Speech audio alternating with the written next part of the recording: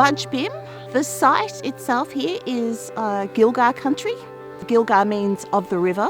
We've got an amazing array of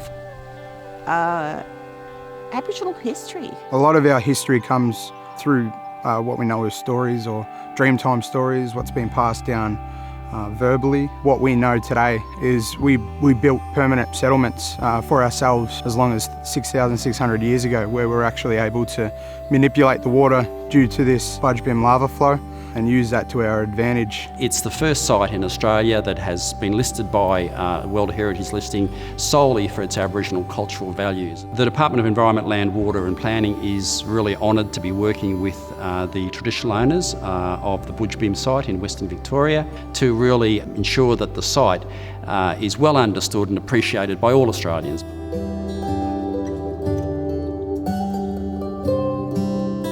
Well, we obtained World Heritage Listing a bit over 12 months ago, and one of the issues that we want to be sure of, what values have we got out on country, and have we recorded them all? For all that's been taken and stolen and handed back since colonisation, we've found that country itself holds its stories, and if we're the traditional owners, well, we've got that primacy to help access those stories.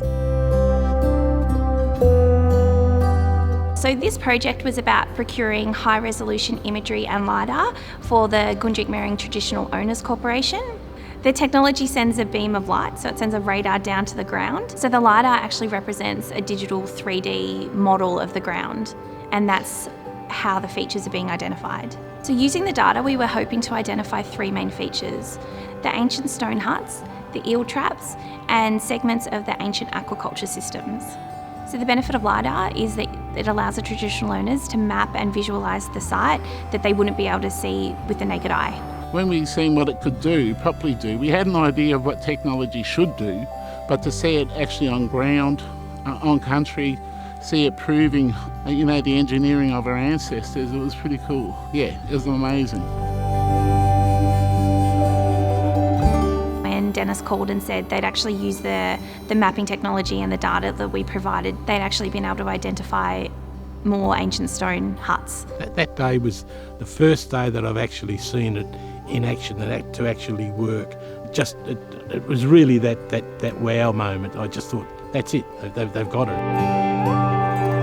In the Muldoon's fish trap system, we found an extra 1,200 metres of fish trap channel off there, which was found using the LiDAR. So we were able to look at the LiDAR imagery on the computer and then find that on the map and go out and walk through the channels and the systems there. And you think about what it can do, what the other stuff that we need to do. We can build models of country and the systems, the aquaculture systems, for our elders to have a look at, because it's rough country, as you can see. But if we can recreate what our ancestors had in regards to their landscapes and the way they lived, their culture that we're all descended from, that's going to be extra special, because our elders who have fought the fight, they deserve to see that outcome. The big thing that Gunditj people have appreciated is that collaboration with different organisations, government organisations, moving towards the same goal, which is really to get Indigenous people at the forefront of Indigenous, not just tourism, but Indigenous stories, creating them stories for the broader community to hear. This is a signature project because it demonstrates Aboriginal self-determination in practice. It recognises ownership of cultural sites and cultural values and cultural knowledge. It respects it and it puts it into practice through a government department that recognises the rights of traditional owners, and we're really tremendously proud of that.